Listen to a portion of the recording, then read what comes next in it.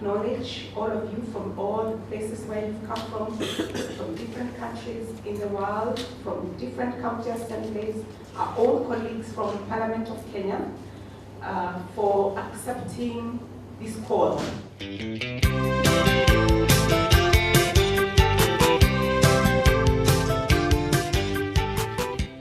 As McGill University, we took over a parliamentary training program from the World Bank a couple of years ago.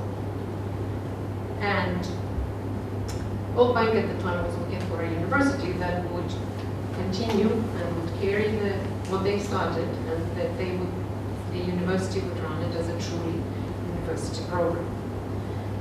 So as we were working, the more we were working through the program and seeing different participants from different countries. It's really an association of parliamentarians, a network of parliamentarians in Europe wishing to work with the parliamentarians in Africa and build their capacity as far as democracy is concerned, human rights is concerned, issues on development, issues on women in leadership and gender, strengthening women initiatives in leadership in Africa. For the last 2 years, we are proud to have supported the cpst in strengthening the capacities of the various county assemblies, both for members and the staff. And we appreciate the fact that capacity building initiatives will only be useful if they are based on the actual needs that are relevant to the different clients that we support. And therefore, we are glad to have partnered with cpst to conduct the learning needs assessment for county assemblies, whose findings are published in a report that will form part of the deliberations in this symposium. At this point, I'd like to especially thank Professor Nkabi, Dr. Michelle, and the rest of the team for the good work that we do. That the topics selected here today are geared towards juggling our mind from our individual perspectives, from institutional perspective, from regional perspective, from continental perspective, of facilitating legislatures to undertake the primary roles of legislative representation and oversight.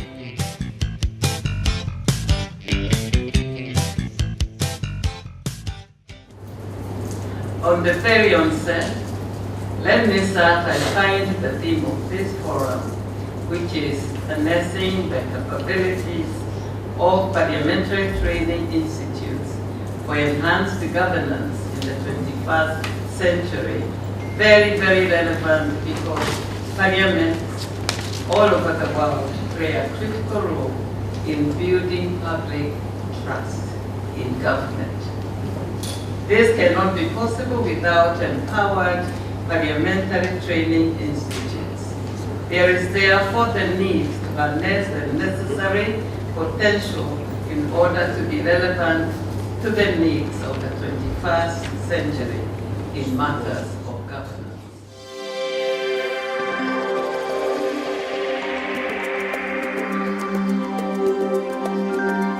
It is a range and a wide, very wide mandate that a member of parliament has, a staff of parliament has, and you're trying to come up with a framework that then can get into that outcome where you have a member who can legislate, who can represent properly, who can oversight, and who can also understand all this range of subjects from environment to health to sustainable development goals to gender so we do have a mandate to prepare modules of training.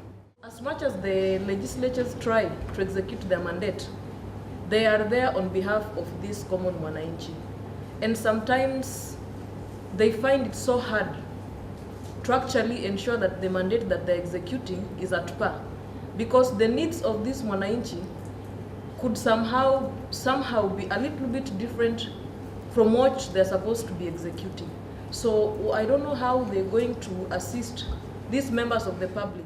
To do curriculum for our kind of institution and we go and call like a public baraza would be stretching it a little bit far. But the civil society representatives, we then take it that they have, they can then represent Wanjiko. That's how Wanjiko's issues come in, without necessarily going to a village and saying, you people come for a meeting and tell us what should be included in a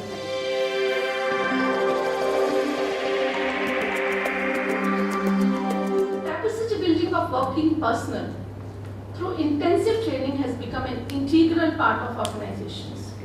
States across the world seek to ensure their institutions perform to an optimum level, and therefore it is necessary to promote and enhance the abilities of their legislative members. I thought that you have rolled it out. It will be a good thing that we discuss whether the online training can be another avenue for members to have some of those trainings. We train them, how should they, when they go to the member of parliament, how should they frame the questions, how the notices are prepared.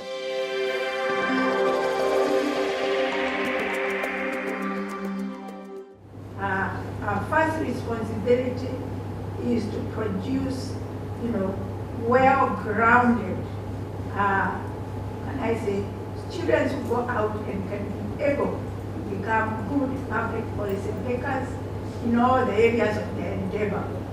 And to do that, we have to be informed by evidence-based research. And I am emphasizing that because you can do research of many kinds. I'm talking about evidence-based knowledge, which is more and more in demand in the world now, in the digitized world, where they don't want people talking on here basis of hearsay. They want to say, where is the evidence of what you're saying? Diplomacy has many facets. There are issues to do with bilateral friendships, issues to do with bilateral operational agreements, matters of encounters between members of parliament, even issues to do with receiving and sending delegations between parliaments. Evidence-based programming for parliamentarians. Informed parliamentarians lead to a better democracy, and as Winston Churchill said, democracy is the worst form of government apart from all the others.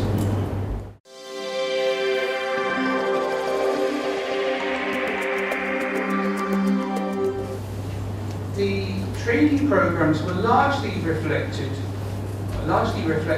what was happening or what had happened in the United Kingdom. United Kingdom being the second country to establish a PAC, and the one that's been copied in many countries around the world. My friends in Westminster don't like it when I say they were the second country to adopt a PAC, because they think they were the first, but the first was actually Denmark. We know that members of parliament are very busy. Can you share with us much more on your experience on how you deliver the training to members of parliament? One of the innovative parts of our program is that for as long as somebody is a participant, they are allocated a mentor. And that mentor is one of the instructors, but he or she will stay with the participant throughout the year or year and a half, however long it takes. And if that participant is having any sort of problem, get in touch with the mentor.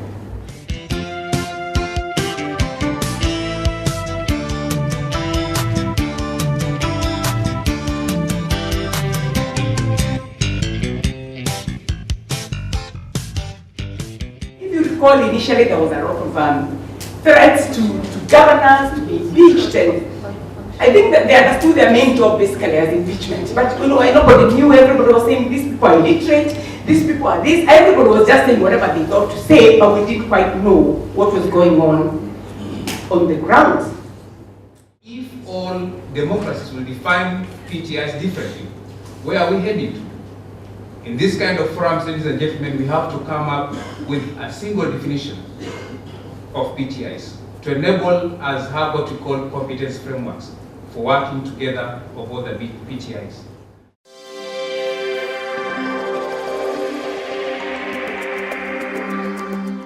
Now, I want to begin by saying that the first model we have of financing higher education institutions is what we call the bureaucratic model. And this bureaucratic model simply means that all the activities of whichever higher education institution is fully funded by the state. And I think when we talk about cpst as a PTI, this is the model that we are using.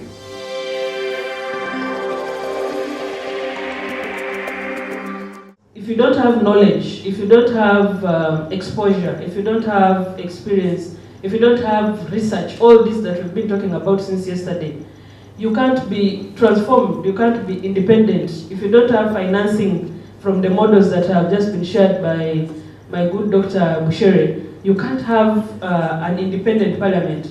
So that is the area where we are coming from. We are trying to find ourselves from the small to the bigger picture. We offer academic programs in terms of diplomas and certificates, but also we are under NITA, the National Industrial Training Authority, because we also run, short courses, just like Professor's institution here.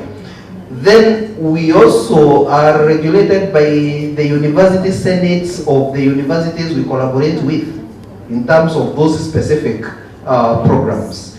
Because we have a master's degree with Moi University and a postgraduate diploma that we run with the Jomo Kenyatta University of Agriculture and Technology.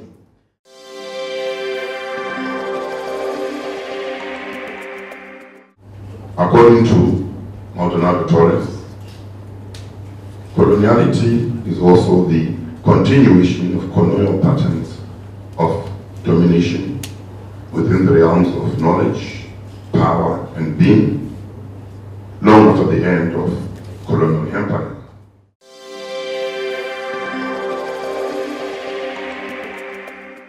When you have oversight, you will have better service delivery, you will promote justice and equity, critical and effective scrutiny of the national budget expenditure, and overall strengthening of institutions, of various institutions that are critical in promoting peace and stability in the continent.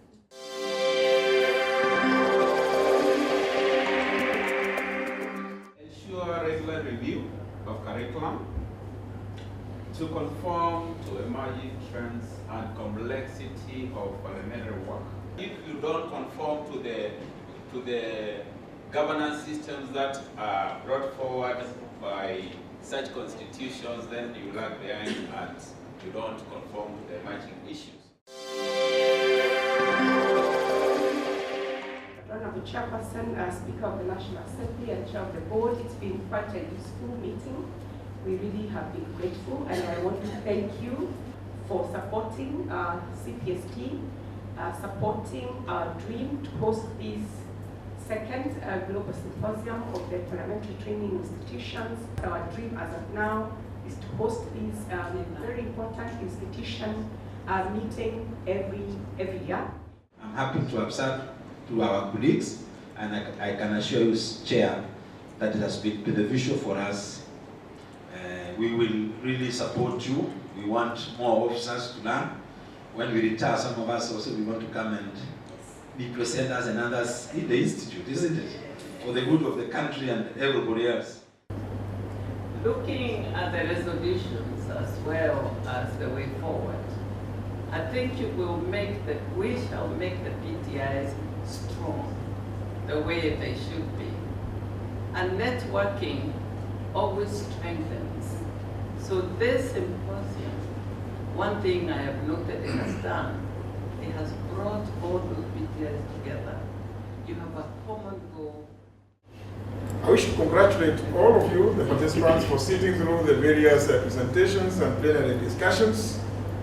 I trust that each one of us has gained invaluable knowledge on how we can continue harnessing the capacities of PTIs in order to enhance governance in the 21st century.